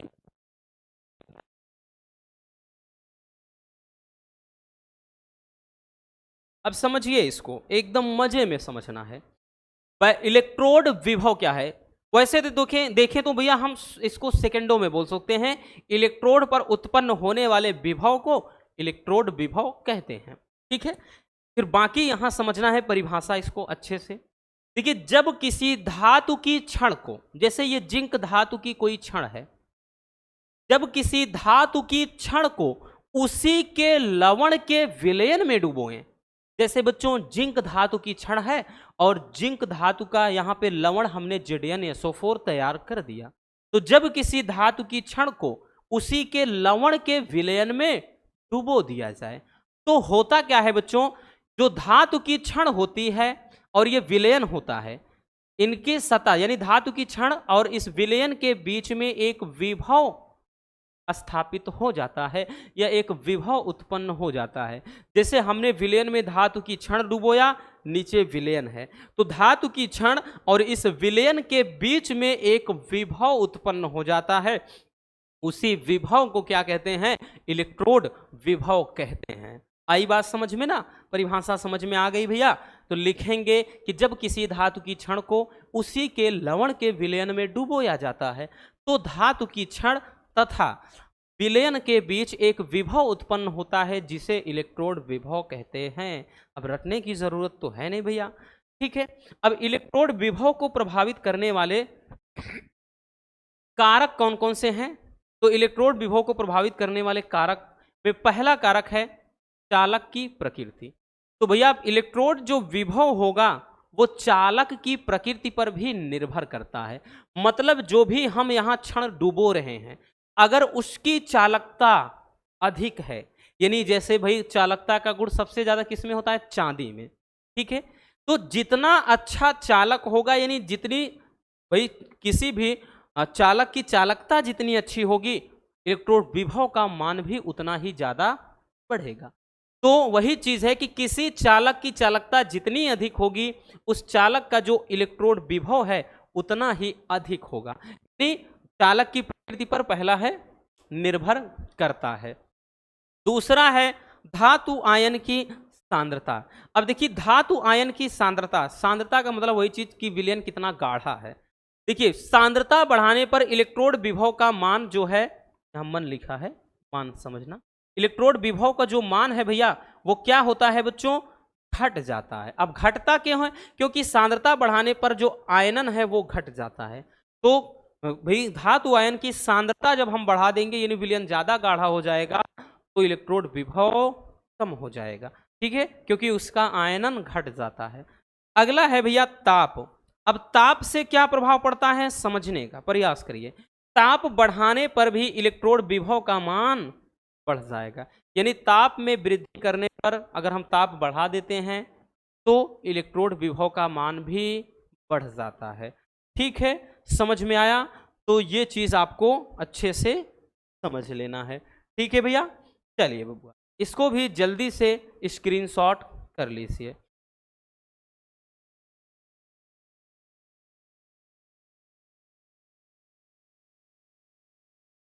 हो गया ना। अब अगला चलते हैं भैया, नेक्स्ट है कि मानक इलेक्ट्रोड विभव किसे कहते हैं। ये तो मोस्ट इंपॉर्टेंट है भैया। मानक इलेक्ट्रोड विभव लगभग बच्चों हर साल किसी न किसी सेट में पूछ ही लेता है। अब मानक इलेक्ट्रोड विभव क्या है, तो भैया इलेक्ट्रोड विभव से मिलता जुलता है, बस अवंतर है बबुआ। अवंतर क्या है, चलिए उसी को हम बहुत सिंपल तरीके से समझते हैं। ठीक है भैया, चलिए जैसे इसमें हमने कोई एक इलेक्ट्रोड ले लिया और यहां पर क्या है, कोई वैद्युत अपघट्य खोल लिया।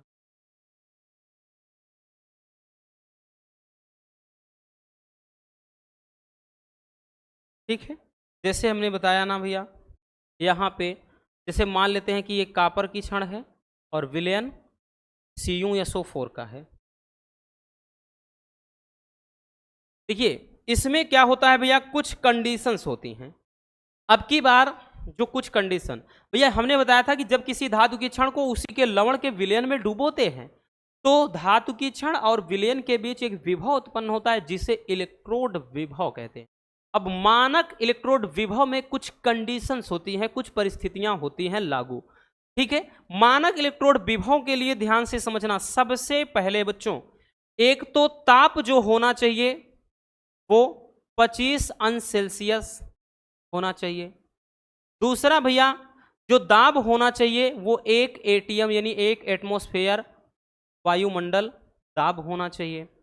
उसके बाद भैया तीसरी कंडीशन ये है कि जो भी क्षण इसमें है, मतलब जो क्षण हम डुबो रहे हैं जिस विलयन में, इस विलयन की जो सांद्रता है भैया 1 मोल या 1 मोलर, 1 मोल सांद्रता होनी चाहिए। अब समझिएगा, अब तो आप इसको चुटकियों में भाई परिभाषा आप खुद बना सकते हो। देखिए अब यहां पे परिभाषा क्या है कि 25 अंश सेल्सियस ताप तथा 1 वायुमंडल दाब पर जब किसी धातु की छड़ को 1 मोलर या 1 मोल सांद्रता वाले विलयन में डुबोया जाए। भैया हमने बताया ना कि जिसमें आप डुबो रहे हो, मान लेते हैं कि इसका सांद्रता 1 मोल है, 1 मोल, तो हमने यही तो बताया कि 25 अंश सेल्सियस ताप तथा 1 वायुमंडल दाब पर जब किसी धातु की छड़ को 1 मोल या 1 मोलर सांद्रता वाले विलयन में डुबोया जाता है तो धातु की छड़ और विलयन के बीच जो विभव उत्पन्न होगा उस विभव को ही कहेंगे अब की बार मानक इलेक्ट्रोड विभव। तो समझ में आ गया ना, आगे आपको बस यही जोड़ देना है कि 25 अंश सेल्सियस ताप तथा 1 वायुमंडल दाब पर जब किसी धातु की छड़ को 1 मोलर सांद्रता वाले विलयन में डुबोया जाता है तब धातु की छड़ और विलयन के बीच जो विभव उत्पन्न होगा वही मानक इलेक्ट्रोड विभव। आ गई वही परिभाषा समझ में। लिखेंगे बच्चों कि 25 अंश सेल्सियस ताप तथा 1 वायुमंडल दाब पर जब किसी धातु की छड़ को 1 मोलर सांद्रता वाले विलयन में डुबोया जाता है तो धातु की छड़ तथा विलयन के बीच जो विभव उत्पन्न होता है उसे मानक इलेक्ट्रोड विभव कहते हैं। है ना आसान? चलिए जल्दी से स्क्रीनशॉट कर लीजिए।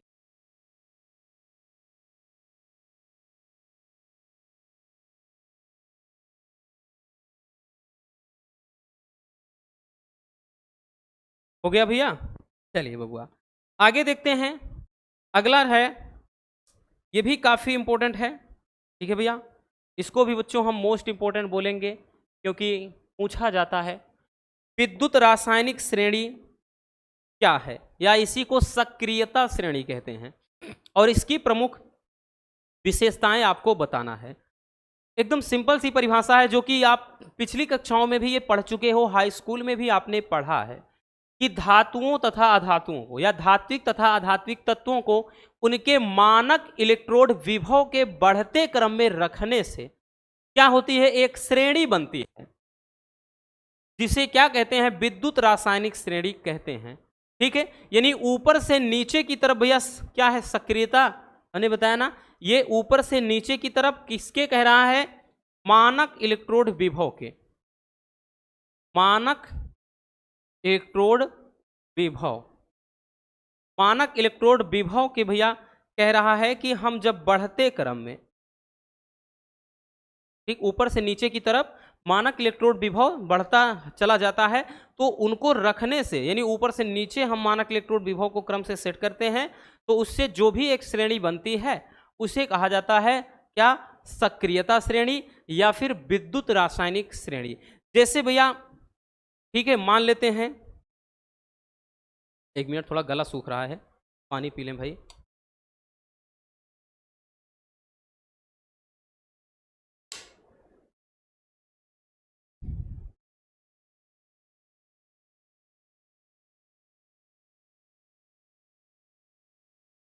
जैसे देखिए भैया, जैसे मान लेते हैं ये हाइड्रोजन है। अब हाइड्रोजन का जो इलेक्ट्रोड विभव होता है, मानक इलेक्ट्रोड विभव, वो कितना होता है? 0। इसमें हाइड्रोजन को ही मानक माना जाता है। और इसके ऊपर मान लेते हैं भैया, जैसे Mn है, CO है, ठीक है, Mn CO, एक मिनट भाई, Mn है, CO है, उसके बाद Au है, Ag है, इस तरह से है। और नीचे जैसे Fe है, Cr है, Cu है। तो भैया ये ऊपर से नीचे की तरफ भैया हमने क्या बताया, मानक इलेक्ट्रोड विभव के बढ़ते क्रम में रखने से एक श्रेणी बनती है। बहुविकल्पी में याद हो तो बताया था, बहुविकल्पी में एक क्वेश्चन भी हमने करवाया था कि हाइड्रोजन का मानक इलेक्ट्रोड विभव कितना होता है? 0 होता है। याद आया कुछ? तो भैया ऊपर से नीचे ये क्या है? ये सक्रियता का क्रम है। ये भैया क्या है? इनकी सक्रियता का क्रम होता है। यानी ऊपर से नीचे, यानी जो ऊपर होंगे वो प्रबल होते हैं, प्रबल अपचायक, और जितना नीचे चले जाएंगे वो दुर्बल अपचायक होते हैं। लेकिन इलेक्ट्रोड विभव ऊपर से नीचे बढ़ता चला जाता है, ठीक है। और यहां पर भैया जो विद्युत रासायनिक श्रेणी होती है उसकी लक्षण और विशेषताएं बहुत ज्यादा पूछता है।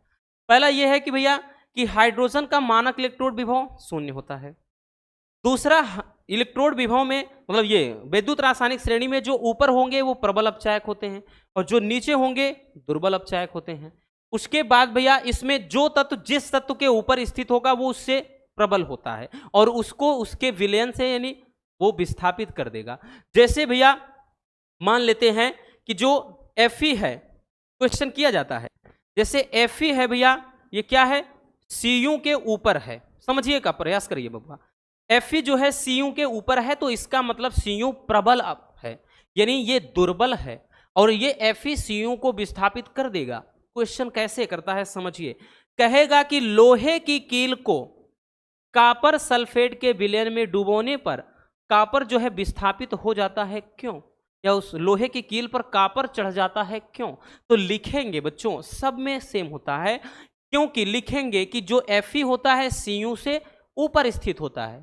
ठीक, विद्युत रासायनिक श्रेणी में Fe Cu से ऊपर स्थित होता है, इसलिए Fe Cu से वो प्रबल है, ठीक है, अधिक सक्रिय है और ये उसको उसके विलयन से बाहर फेंकेगा।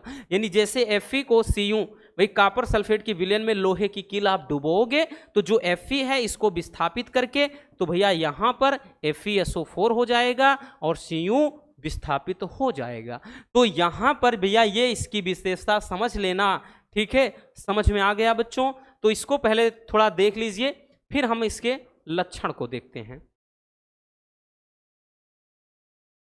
चलिए हम इसके लक्षण को समझते हैं भैया।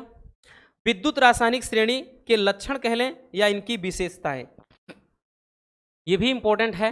तो इनकी भैया विशेषताएं क्या है? पहला है, श्रेणी में ऊपर से नीचे जाने पर तत्वों का अपचयन क्षमता बढ़ती है। अभी हमने बताया ना कि इनके जो मानक इलेक्ट्रोड विभव है वो बढ़ता चला जाता है, तो ऊपर से नीचे की तरफ जाने पर अपचयन क्षमता बढ़ती है। दूसरा, श्रेणी में ऊपर वाला तत्व अपने से नीचे वाले तत्व को उसके लवण के विलयन से विस्थापित कर देता। अभी बताया जैसे Fe है, ठीक है, वो Cu के ऊपर था तो उसको विस्थापित कर देता है, ठीक, ये चीज। उसके बाद तीसरा, श्रेणी में ऊपर स्थित धातुएं अधिक क्रियाशील होते हैं। बताया भैया कि श्रेणी में जो ऊपर हैं अधिक सक्रिय होंगी, नीचे है उनकी सक्रियता घटती जाती है। नेक्स्ट है कि इस श्रेणी में हाइड्रोजन का मानक इलेक्ट्रोड विभव 0 होता है, जो कि हमने बताया है, ठीक है। तो बहुत डीपली नहीं जाना, केवल भैया हमको समझना है, ठीक है भैया। तो ये रहा वैद्युत रासायनिक श्रेणी की विशेषताएं। चलिए जल्दी से इसको भी स्क्रीनशॉट कर लीजिए। हो गया ना भैया? आगे चलते हैं। अब देखते हैं भैया ईंधन सेल क्या है। ये नया ऐड हुआ है, ठीक है, बड़ा सिंपल टॉपिक है, बड़ा डिफिकल्ट नहीं है, एकदम सिंपल है, बहुत ज़्यादा गहराई में भी नहीं जाना। ईंधन सेल क्या होता है ये जानिए, और ईंधन सेल के लाभ क्या होते हैं। देखिए ईंधन सेल होता क्या है, तो ऐसे गैल्वेनिक सेल, यानी ईंधन सेल एक प्रकार के गैल्वेनिक सेल होते हैं, ऐसे गैल्वेनिक सेल जिनमें ईंधन यानी हाइड्रोजन H2 हो गया, मेथेन CH4 हो गया, मेथेनॉल CH3OH हो गया। तो कह रहा है कि ऐसे गैल्वेनिक सेल जिनमें हाइड्रोजन, मेथेन तथा मेथेनॉल आदि की दहन ऊर्जा को सीधे ही वैद्युत ऊर्जा में परिवर्तित कर दिया जाए, यानी इनकी दहन ऊर्जा को सीधे ही विद्युत ऊर्जा में बदल दिया जाए बच्चों, उसे क्या कहते हैं? ईंधन सेल कहते हैं। इन सेलों को इस प्रकार बनाया जाता है कि इनमें ईंधन की आपूर्ति लगातार होती रहे, ठीक है, जिससे विद्युत ईर्जा निरंतर प्राप्त होती रहे तथा इन सेलों में ईंधन को सेल के अंदर नहीं रखा जाता बल्कि बाह्य स्रोतों की सहायता से ईंधन की आपूर्ति करते हैं, ठीक है। यानी कहने का मतलब इनमें जो फ्यूल होता है वो कभी नष्ट ही नहीं होता है, ये मृत सेल नहीं होते हैं। ध्यान देना भैया, ये जो सेल होते हैं वो मृत सेल नहीं होते हैं, ठीक है, यानी डेड सेल नहीं होते हैं। तो भाई हमको पहले ईंधन सेल समझना है बस, कि ऐसे गैल्वेनिक सेल जिनमें हाइड्रोजन, मेथेनॉल, मेथेन आदि की दहन ऊर्जा को सीधे विद्युत ऊर्जा में बदल दिया जाए, वो ईंधन सेल होते हैं। और ईंधन सेल में हमने बताया भैया इनको इस प्रकार तैयार किया जाता है कि ईंधन की आपूर्ति लगातार होती रहे, अर्थात धारा का प्रवाह, उसमें धारा निरंतर प्राप्त होती रहे, ठीक। इसको भैया सबसे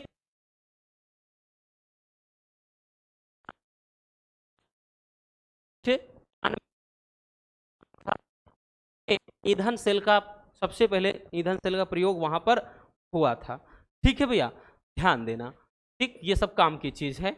और जैसे में उदाहरण सबसे अधिक प्रचलन में आने वाला जो ईंधन सेल है वो H2O2 है, यानी इसमें हाइड्रोजन और ऑक्सीजन के मिश्रण से जल, हम बात कर लें जो वाष्प है उसका क्या कहते हैं, निर्माण होता है। जैसे भैया H2 और प्लस, ये H2 गैस अवस्था में और प्लस यहाँ पे O2 है, ये भी गैस अवस्था में, इनकी मदद से H2O का निर्माण किया जाता है इस सेल में, ठीक है।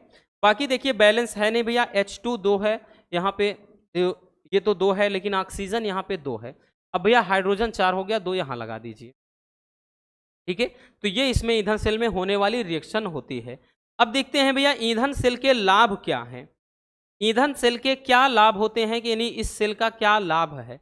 पहला कि इनमें ईंधन सतत आपूर्ति होता है, यानी ईंधन की हमने बताया ना लगातार आपूर्ति होती रहती, ठीक है, ठीक। इसी कारण ये सेल कभी मृत नहीं होते हैं, हमने बताया ना भैया ये डेड सेल नहीं होते हैं, अर्थात ये मृत नहीं होते हैं।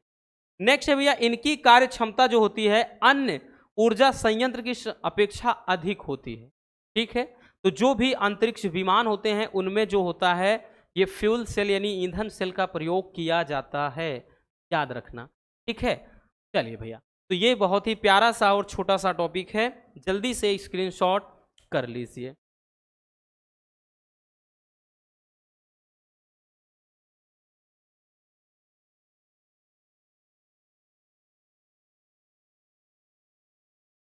हो गया, चलिए आगे चलते हैं। अगला भैया टॉपिक है नेर्नस्ट समीकरण क्या है।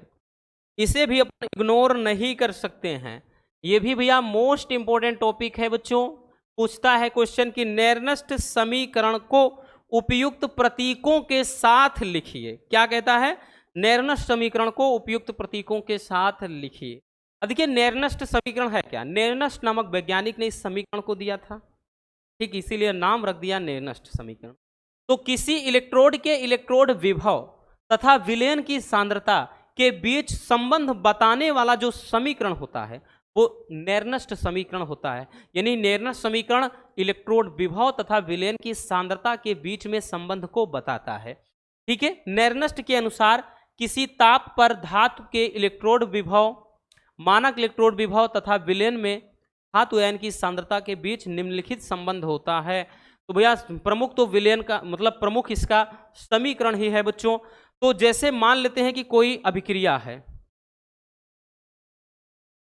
जैसे किसी अभिक्रिया जैसे Mn+ है, ठीक है, और इसके लिए भैया ये M क्या है, सॉलिड स्टेट में यानी धातु, ठीक है। इस विलयन के लिए भैया समीकरण इस जो ये अभिक्रिया है, इस अभिक्रिया के लिए जो नेर्नस्ट समीकरण होगा, ध्यान देना, इसके लिए जो नेर्नस्ट समीकरण हो जाता है वो हो जाता है भैया E बराबर, वो हो जाता है E बराबर E नॉट माइनस का क्या होता है भैया RT अपान NF होता है। फिर लॉग बेस E, उसके बाद भैया लॉग बेस E ऊपर होता है M, ठीक है, यानी धातु आयन की जो सांद्रता होती है, और नीचे Mn प्लस होता है, ठीक। और एक चीज ध्यान देना, चूंकि यहाँ पे अगर इस जैसे कोई सेल है उसके लिए हम धातु की आयन सांद्रता यानी जो M इसकी एकांक मान लें, सांद्रता धातु आयन जो धातु है इसकी सांद्रता एकांक मान लें, तो ऐसे केसेस में भैया ये जो नेर्नस्ट समीकरण बनेगा वो हो जाता है E बराबर E नॉट माइनस का RT अपान NF हो जाता है। फिर लॉग बेस E, ये 1 अपान Mn प्लस, M पे ये N प्लस है यानी धातु आयन की सांद्रता, ठीक। ये लॉग बेस E के फॉर्म में है। जब इसको अपन लॉग बेस 10 के फॉर्म में लिखते हैं तो भैया ये फार्मूला क्या बन जाता है, E बराबर ये बन जाता है E नॉट माइनस का, क्योंकि लॉग बेस 10 का मान 2.303 RT अपान NF हो जाता है, और यहाँ पे भैया लॉग बेस 10 ये 1 अपान ये Mn प्लस, यही हो जाता है क्या चीज भैया, यही हो जाता है नेर्नस्ट समीकरण। तो भैया आपका जो प्रमुख है समीकरण, नेर्नस्ट समीकरण, वो यही है।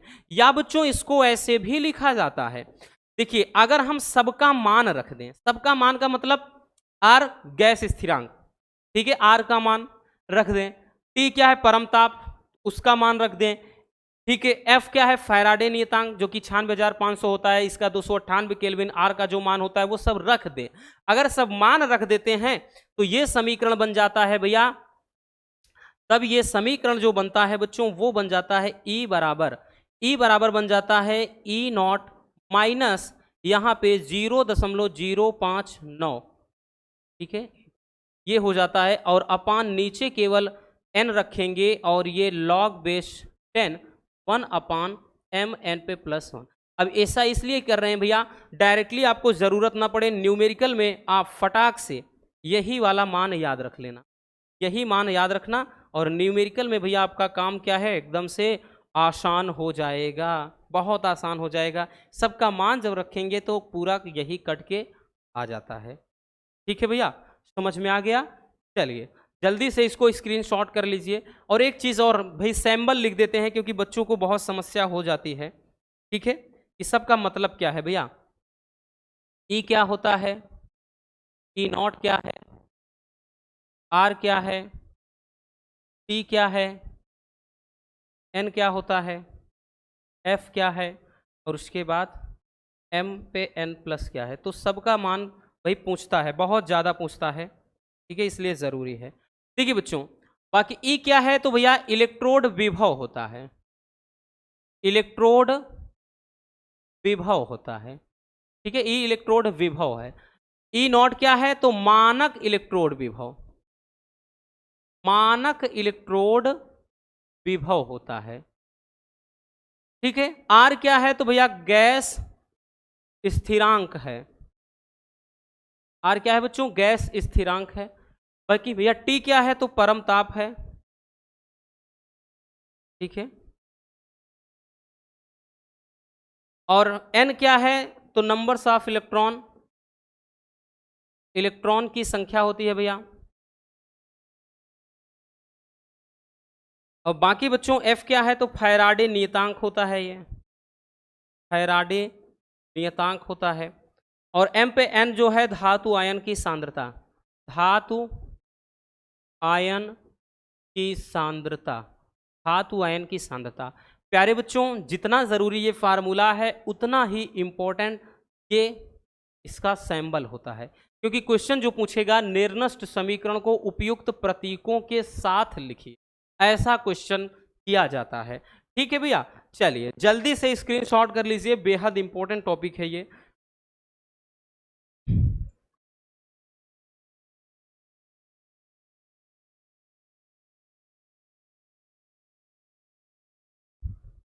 हो गया ना। चलिए अब देखते हैं नेक्स्ट टॉपिक।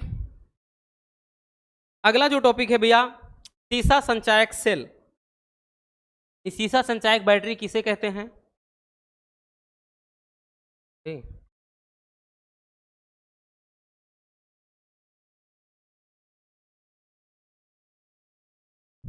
तो सीसा संचायक बैटरी क्या होती है ये आपको बताना है। ठीक है भैया,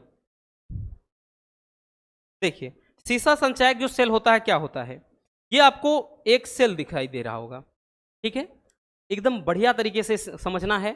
सबसे पहले जान लेते हैं कि सीसा संचायक बैटरी होती क्या है, ये कैसे काम करती है। तो भैया देखिए, सीसा संचायक बैटरी में कई सारे जो सीसा संचायक सेल होते हैं उनको श्रेणी क्रम में, देखिए जैसे एक बहुत बड़ी बैटरी होती है, ठीक है। अब ज्यादातर यही जो लिथियम बैटरी आ रही है पैनल वगैरह में भी इस्तेमाल होता है, जैसे भाई जो इन्वर्टर वगैरह जिससे चार्ज होता है वो बैटरी, यानी बैटरी। अब जो मोटर वाहन है या और भी जो होता है जगह जगह पर, अब क्या है, सीसा संचायक सेल का ही प्रयोग होता है। ठीक है, इसको बार बार आवेशित किया जा सकता है, यानी बार बार चार्ज कर सकते हैं। ठीक है, ये बैटरी क्या होती है, सीसा संचायक। तो सीसा संचायक सेल में होता क्या है, इस तरह से भैया चैम्बर बने होते हैं। चैम्बर बने होते हैं तो इसमें एक सेल होता है इस तरह से, ऐसे इसमें एक सेल होगा। ठीक है, इसमें एक सेल होगा भैया। तो इसी तरह से इसमें क्या हुआ भाई, मार्कर नीचे जा रहा है, एक मिनट। तो इसमें होता क्या है, तो इस तरह से ये पूरी की पूरी एक जो बैटरी है, ये बैटरी है। और इसमें जो ये अंदर रखे गए हैं भैया, ये सभी के सभी ये क्या होते हैं, सेल होते हैं। और इनको श्रेणी क्रम में जोड़ दिया जाता है। यानी जो सीसा संचायक बैटरी होती है, इस बैटरी में कई सारे सीसा संचायक जो सेल होते हैं, उन सेलों को श्रेणी क्रम में जोड़ दिया जाता है, तभी ये सीसा संचायक बैटरी का निर्माण होता है। तो इसमें बहुत सारे सेल जोड़ दिए जाते हैं। ठीक है, वही चीज़ है कि सीसा संचायक बैटरी में कई सारे सीसा संचायक सेल श्रेणी क्रम में जुड़े होते हैं। इनमें अगर ध्यान से समझिए, अगर 12 वोल्ट की बैटरी बनाना है तो 6 सेल इसमें जोड़ने पड़ेंगे। अगर 24 वोल्ट की बैटरी बनाना है तो 12 सेल की आवश्यकता होती है। यानी इनमें 12 से 24 वोल्ट की बैटरी को तैयार करने के लिए 6 से 12 सेलों की आवश्यकता होती है। और सीसा संचायक सेल में लेड एनोड का काम करता है। ध्यान देना, ये फिगर में आपको दिख रहा होगा, फिगर में भैया दिख रहा होगा यहां पे, देखिए इसमें जो कह रहा है कि लेड एनोड का काम करेगा। ये ध्यान देना, जो ये लेड है, ठीक, ये जो लेड है इसमें एनोड का काम करेगा। ठीक, कौन, लेड। इसमें लेड जो है एनोड का काम करता है। और लेड ऑक्साइड यानी यहां पे PbO जो है, ठीक है ना, PbO ऑक्साइड है, ये कैथोड का काम करेगा। यानी इसमें क्या है भैया, जो लेड है एनोड का काम करता है और लेड ऑक्साइड कैथोड का काम करता है, इतना याद रखना। ठीक है, और इसमें 38% जो यह सांद्र सल्फ्यूरिक अम्ल होता है, ठीक, ये जो विलयन है भैया सल्फ्यूरिक अम्ल की, ये जो मात्रा होती है 38% जो सल्फ्यूरिक अम्ल होता है वो एक वैद्युत अपघट्य का काम करता है। यानी इसमें 38% ये सल्फ्यूरिक अम्ल वैद्युत अपघट्य का काम क्या है भैया, करेगा।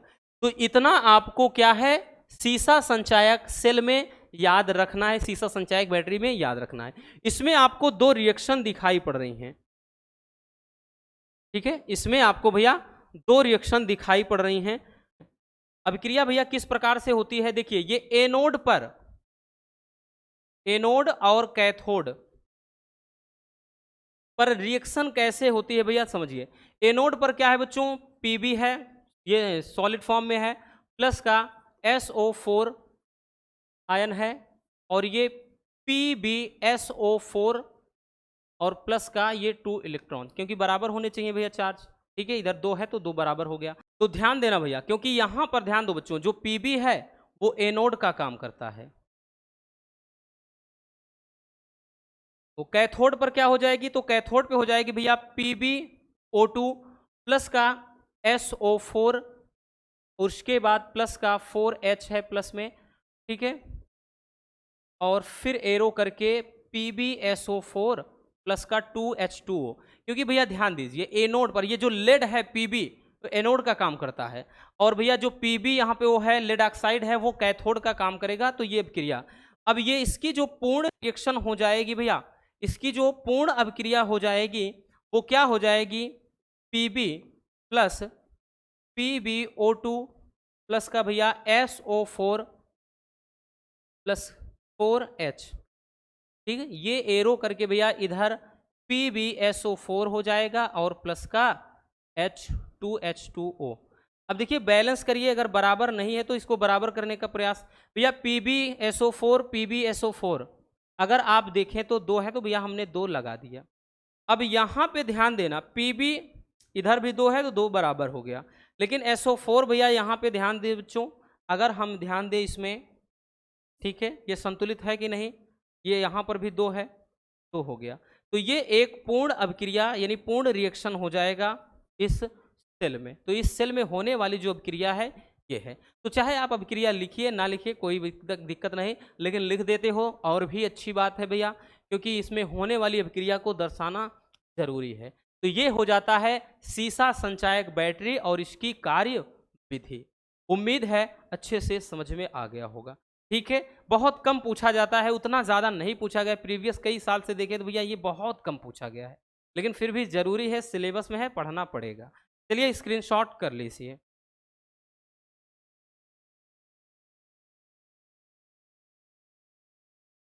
हो गया बच्चों, तो बस आज के इस वीडियो में इतना ही। उम्मीद है आपको अच्छे से ये टॉपिक में आ गया होगा, और आशा करता हूं कि आज की ये वीडियो आपके लिए रामबाण साबित हुई होगी। वीडियो पसंद आई हो तो इस मेहनत के लिए बच्चों एक लाइक ज़रूर कर देना, और नए हैं तो चैनल को सब्सक्राइब ज़रूर कर लीजिए, ताकि ऐसे मज़ेदार टॉपिक आप तक रेगुलर पहुंचते रहें। मिलते हैं किसी और शानदार टॉपिक के साथ। Love you, bye bye, take. और हाँ, एक प्यारा सा कमेंट बॉक्स में छोड़ दीजिएगा।